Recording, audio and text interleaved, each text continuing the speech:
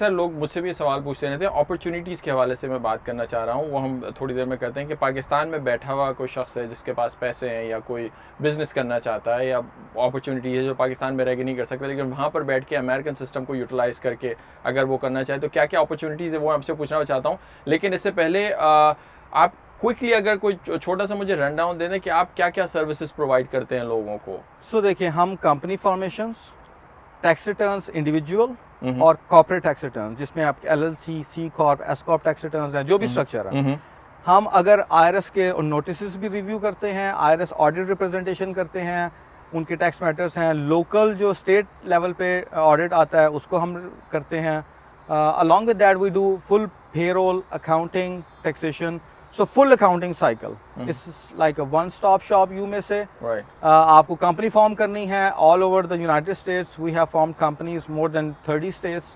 उनके reseller permit, sales tax filing, so it's like a full service. ये सारे services को काफी एक लंबी लिस्ट है, सब ये इस दुकान में बैठ के आप यहाँ करते हैं। करेक्ट। तो जरा दिखाएं अपनी दुकान हमें कि कैसी है, प्लीज। आइए जी, अंदर चलते हैं। Welcome man.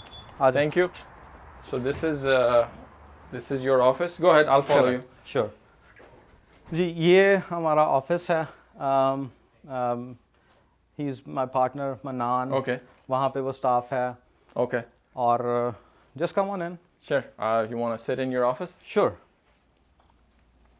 तो ये आपने यहाँ पे अपना ऑफिस सजाया हुआ छोटा सा। यस। नहीं, दैट्स वेरी गुड। तो बेसिकली मैं भी थोड़ा कैमरे में आ जाऊँ यार। अपॉर्चुनिटीज़ के हवाले से अगर आप मुझे बताएं कि अमेरिका में अगर पाकिस्तान से बैठ के कोई अपॉर्चुनिटीज़ को अवेल करना चाह रहा है तो क्या क्या अपॉर्चुनिटीज़ हैं उसके पास? देखिए, जो अगर तो पाकिस्तान में नॉन रेजिडेंट है और वो somehow he is having a difficulty in getting B1 B2, अभी हम उस कैटेगरी को डिस्कस करते हैं जिसके पास वीज़ा नहीं है। तो अब आपके पास पोस्ट कोविड तो सारी दुनिया ही रिमोट चली गई। अब आपके पास फ्रीलांसिंग सर्विसेज में आपके पास एडमिनिस्ट्रेटिव सर्विसेज हैं, मेडिकल बिलिंग सर्विसेज हैं, आपके पास ट्रकिंग डिस्पैचिंग सर्विसेज हैं। Okay.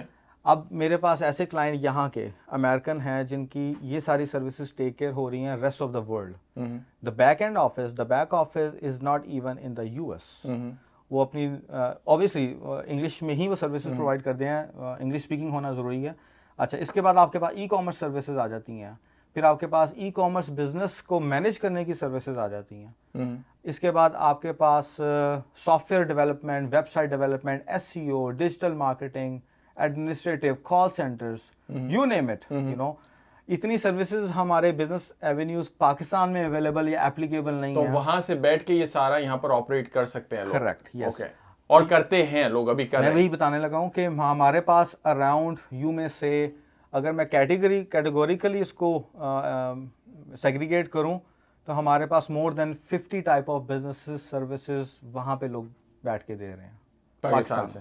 Okay. 50 type of businesses और business services people are providing from Pakistan. वो कभी यहाँ पे नहीं आए, उनके पास B1 B2 जिसको विजिट